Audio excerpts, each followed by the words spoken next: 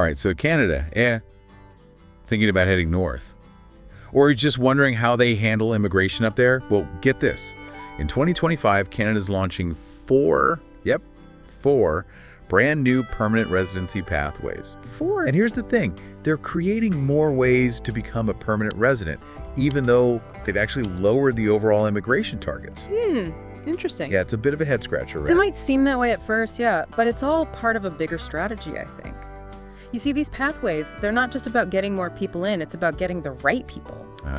So finding those perfect puzzle pieces, the ones that fit just right. Exactly. They're looking to address very specific needs, like those labor shortages we hear so much about, and supporting rural communities. Oh, and those Frankophone communities too, right? Right, and of course, meeting that growing demand for caregivers. Okay, so Canada's looking for the folks who can really help build a stronger future, not just add to the numbers. That's the idea. So let's break down each of these new pathways, starting with those caregiver pilot programs.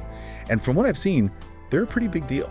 Oh, definitely big change. Like you land in Canada and boom, you're already a permanent resident. Yeah, it's a big shift. Huge shift, right? It really is. I mean, in the past, caregivers often faced years of uncertainty, working towards permanent residency while stuck on temporary visas. But now... Well, it seems like Canada's finally recognizing how essential caregivers are. Yeah, they're cutting through all that red tape. And offering a much more direct path to putting down roots. It's about time. No more waiting years and years for that sense of security. Exactly. And it's not just limited to childcare anymore either, is it? Nope, not at all. Yeah. These new pilots, they cover a much wider range of caregiving. Okay, like what? Well, we're talking about home care for seniors, temporary care for people recovering from illnesses or injuries, folks who need that extra bit of support. So it really does run the gamut. It does. Yeah, I'm starting to see why Canada's putting so much emphasis on this area. It's, like you said, aging population, more and more people needing in-home care. It's a real need. These pilots seem like a win-win for everyone involved. Definitely a win-win. Caregivers get that much-needed stability and a clear path to permanent residency. And Canadians, they get the support they need. Absolutely. But let's get down to the nitty-gritty. What does someone actually need to qualify for these programs? Well, we're still waiting on all the fine print from IRCC. Immigration, Refugees, and Citizenship Canada. That's the one. But the basics are pretty straightforward. Language proficiency is a big one, obviously. Like you are French. Either one. You'll need to demonstrate that you meet a minimum score on those Canadian language benchmarks. Makes sense. What else? You'll also need an education that's comparable to a Canadian high school diploma and, naturally, experience in a caregiving role. And just like with most immigration programs, a valid job offer from a Canadian employer is a must. Gotcha. So if you've got a caring heart and are ready for a fresh start, these enhanced caregiver pilots might just be the ticket. They could be. But if you're picturing a different kind of Canadian experience, something a little more rural. Then the rural community immigration pilot might be more your speed. Now that one sounds charming. Small town vibes, that close-knit community feel. Maybe a chance to escape the hustle and bustle of city life. It's definitely got its appeal. So what's the main focus of this pilot? Well, it's all about attracting skilled workers to those smaller communities that are facing labor shortages. I could see that being a big issue. It is. They're looking for tradespeople, healthcare professionals, even tech folks looking for a change of pace. Interesting. But what's really cool about this pilot is the emphasis on community involvement. What do you mean by that? Well, it's not just the federal government making decisions from, some office tower in Ottawa. Local groups, they actually get to identify the types of workers they need most. So it's a much more tailored approach, a real partnership between the community and the immigration system. Oh, I love that. A real community-driven approach to immigration. It's a great model. So if you're looking to make a real difference, to become a part of the fabric of a small town, this could be a fantastic option. It could be a really good fit for a lot of people. But what if you're drawn to a different kind of community? One where language and culture are just as important as location. Well, in that case, the Frankophone community immigration pilot might be right up your alley. Oh, that's right, the Frankophone pilot. This one, it aims to strengthen those vibrant Francophone communities that exist outside of Quebec. So we're not just talking about Quebec here. Nope. This is about supporting all of Canada's commitment to bilingualism, preserving that rich French heritage. So picture this. You're strolling through a charming town, the scent of freshly baked croissants in the air, practicing your French with friendly locals. Sounds idyllic. Okay, maybe I'm romanticizing a bit, but you get the idea. I get it. And even if you're not fluent in French, this pilot highlights something important about Canada's values, I think. What's that? It's about welcoming diversity, recognizing that newcomers, they enrich the cultural tapestry of the country. Okay, so far we've got pathways for caregivers, rural communities, and Frankophone communities. 3 down. It's 3 down, 1 to go, right? That's right. And this last one, well, it's a bit of a wild card. It's focused on a sector that's constantly evolving and changing. Ooh, now I'm intrigued. Tell me more. All right, so this last pathway, it's aimed at supporting Canada's tech sector, attracting and retaining top talent from around the world. Tech, always a hot topic. Yeah, but before we dive into that, let's address I was going to say the elephant in the room, but maybe the moose on the trail is more fitting. Okay, I like that, the moose on the trail. So what's our moose? Well, we've talked about all the exciting opportunities these new pathways offer. Right, the new opportunities. But like with any journey, there are bound to be a few bumps along the way. Oh yeah, for sure. And the first one that jumps out at me is those delays. We know the launch of these programs has been pushed back, probably because of those recent cuts to the economic immigration target. Probably, yeah. So what impact are those delays going to have on people who are ready to apply? Eager to get the ball rolling. Well, I think the biggest thing is it's going to mean a longer waiting period. Just more waiting. More waiting, yeah. Which is tough for anyone on a temporary visa that's close to expiring. Especially for them. And then there's the fact that there are going to be fewer spots overall. Leading to, you guessed it, more competition. Exactly. When you've got high demand and limited supply, well, things are bound to get a little more intense. A little more intense, that's a good way to put it. So how can applicants make their applications stand out? What advice would you give to someone who's really serious about applying to one of these pathways? Well, I think the most important thing is to make absolutely sure you meet all the eligibility criteria. It sounds obvious. Yeah, it does. You'd be surprised how many applications get tossed out just because of simple oversights. Like what kinds of oversights are we talking about? Missing documents, language test scores that haven't been submitted, that kind of thing. It's easy to get caught up in the excitement and overlook the small details, but they really do matter. Right, you could have the most compelling story in the world, but if you're missing a key document, well, it's game over. That's it, game over. So yeah, get the basics covered and then think about what makes you stand out. Okay, so go above and beyond those basic requirements. Exactly. Highlight anything that makes you unique. Volunteer work, community involvement, even interesting hobbies. Anything that shows you're adaptable and committed. It's about showing your personality, right? Right. Not just checking boxes on a form. It is. Help those immigration officers see you as a person, a valuable asset who's going to contribute positively to Canada. I like that. Paint them a picture of who you are and what you bring to the table. Exactly. And then there's another aspect of the application process that can be a bit tricky for some people, language proficiency. Yes, language. Yeah. It's the bridge that connects us all, right? But it can also be a bit of a hurdle, especially in the immigration context. Sure. And for these new pathways where fitting into specific communities is so important, having strong language skills is really, really essential. Yeah, imagine trying to care for a senior in a rural community if you can't communicate effectively. Or trying to contribute to a Frankophone organization. Yeah, that would be tough for everyone involved. Tough, for sure. So if you're not feeling super confident in your language skills, what can you do? Well, immersion's key. Immersion, so surround yourself with the language. As much as you can. Watch Canadian films and TV shows, listen to Canadian music and podcasts, even just try reading Canadian news articles.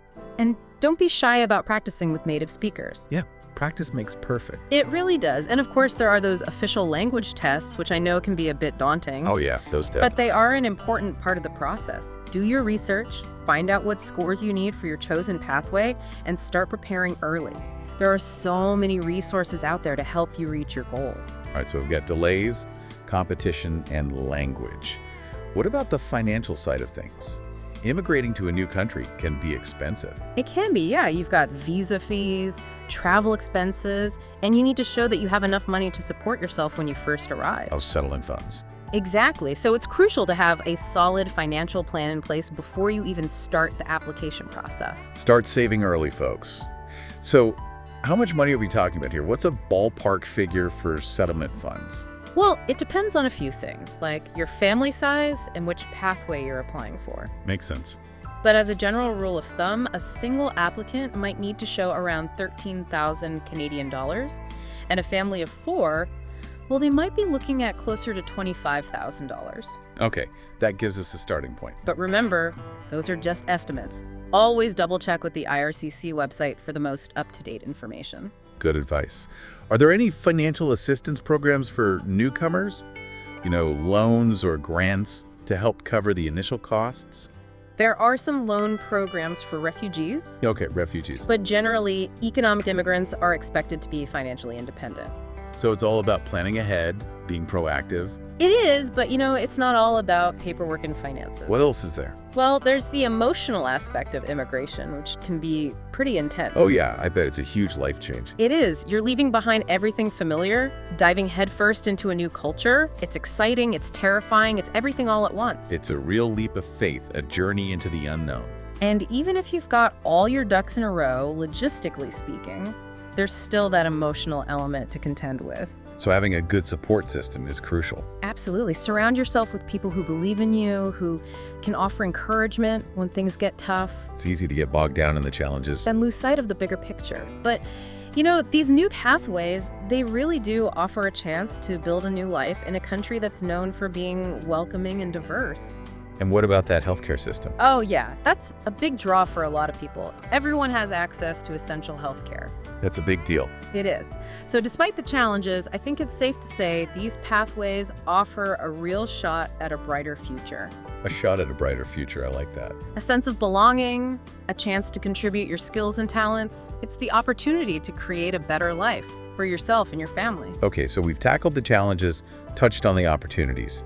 Now let's get back to that fourth pathway, the one you call a wild card. Ah, yes. The tech pathway. Time to dive into the world of tech and see how Canada's planning to attract the best and brightest minds in this constantly evolving field. It's called the Global Talent Stream, and it's specifically designed to address a critical need in Canada's economy, the need for highly skilled tech workers. We're talking software engineers, data scientists, AI specialists, right? All of them, the folks who are really pushing the boundaries of technology. So Canada's recognizing that talent can come from anywhere in the world. And they're actively trying to attract those skilled individuals. And this global talent stream, it's all about speed and efficiency. Right? It is. It's a fast-track program. They aim to process applications in 2 weeks. 2 weeks? That's incredible. It's a huge selling point. But it's not just about speed. There's flexibility, too. Companies can bring in foreign workers for short-term projects or for permanent positions. So it's pretty adaptable, catering to the needs of both the employers and the employees. Exactly. Canada's really trying to position itself as a global tech hub. They're up against some stiff competition, though. Oh, absolutely. Lots of countries are vying for the same talent pool. So what makes Canada stand out? What do tech professionals need to know if they're considering making the move?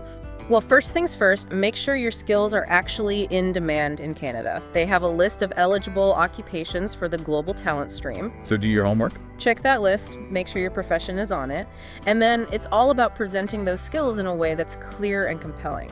Make sure your resume is top-notch, highlight your experience and your technical expertise. And of course, just like with the other pathways, you'll need to demonstrate your language proficiency. So the same principles apply, but tailored to the tech world. Right, and networking is really important too, especially in tech. Tech's all about who you know. It is. Attend industry events, connect with recruiters, join online forums, anything to get your name out there. Networking, networking, networking. And one more thing, be ready to embrace Canadian culture. It's about more than just finding a job, right? It's about finding a place where you feel at home. A place where you can grow and thrive. And Canada's a pretty special place. It welcomes people from all over the world. Okay, so we've covered the global talent stream, but before we move on, I want to circle back to something you mentioned earlier, the emotional side of immigration. It's a big part of the experience. It's easy to get so caught up in all the logistics and forget that there's a human element to all of this. It's a huge transition. You're leaving behind familiar comforts, building a new life in a new place. It can be exciting, scary, overwhelming. It's all those things. But for those who are up for the challenge, the rewards can be incredible. It's about taking a leap of faith. It is a leap of faith. And sometimes it's in those moments of uncertainty that we really discover our true strength. So if you're feeling a mix of excitement and apprehension about immigrating to Canada, you're not alone. Not at all. It's a journey, and it's a journey worth taking. Well said. Now, I want to zoom out a bit. We've explored all these new pathways, but I'm curious, what are your thoughts on the big picture? What impact do you think these pathways will have on the future of Canada? That's a great question, and one that deserves some serious thought. We've been so focused on the individual brushstrokes, but now it's time to step back and admire the whole canvas. What kind of picture do you think these new pathways are going to paint for Canada's future? What kind of picture do you think these new pathways are going to paint for Canada's future? You know, what strikes me is that these pathways, they represent a real shift in how Canada's approaching immigration. Oh, how so? Well, it's not just about filling quotas anymore. It's about recognizing the unique needs of different communities and attracting the right people to meet those needs. It's like they're putting together a really complex puzzle. Yeah, with each piece representing a person with, unique skills and experiences all fitting together to create a stronger, more vibrant Canada. I like that analogy. And this shift towards community-driven immigration, I think it has the potential to make a real difference. A real difference for whom? For everyone, not just newcomers, but for Canada as a whole. So we're talking about more than just economic benefit. Right, it's about building stronger, more inclusive communities where everyone feels like they belong. Oh, okay. I can see that. Yeah. But immigration's a complex issue, right? What are some things we should be watching for as these new pathways roll out? Well, first off, it's important to remember that these programs, they're still pretty new. We need to see how they actually work in practice, if they live up to their potential. Yeah, sometimes the devil's in the details. Exactly. There will be bumps in the road. We need to be ready to adapt. So what kind of bumps are we talking about? Well, one challenge is making sure these pathways don't accidentally make existing inequalities worse. Okay, I see what you mean. For example, we need to make sure those rural communities, they actually have the resources to support newcomers and help them integrate. That's a good point. It's not enough to just attract people. You need to make sure they can thrive once they get there. Exactly. And we also need to think about the impact on the labor market. Oh yeah, the labor market. These pathways are supposed to help with labor shortages, but we need to make sure newcomers aren't being taken advantage of, that they're getting paid fairly. It's a delicate balance, meeting the needs of the economy while protecting the rights of workers. Absolutely. And I think it's crucial to keep having open and honest conversations about immigration in general. Keep the dialogue going. It's a complex issue, and there are always going to be different viewpoints. It's about finding common ground and working together to create a system that works for everyone. Exactly. And at the end of the day, the success of these pathways will depend on our willingness to embrace diversity, foster inclusion, and create a Canada where everyone has a chance to succeed. Well said. Sounds like a call to action. But let's bring it back to our listener for a moment. Yes, let's. We've explored these new pathways, talked about the challenges, and considered the potential impact. What are your takeaways? What stood out to you? Which pathway sparked your interest? We've covered a lot of ground today, but this is just the start of the conversation. It is. Keep an eye out for more information from IRCC as they finalize the details of these programs. And in the meantime, well, if one of these pathways calls to you, start exploring. Do your research, figure out what steps you need to take to be ready when applications open in 2025. remember, knowledge is power and preparation is key. That's right. The future is yours to create, and Canada might just be the perfect place to build it. Canada, eh? It's a great place. And on that note, we'll wrap up this deep dive. Thanks for joining us. It was a pleasure. Until next time, keep exploring, keep learning, and keep diving deep.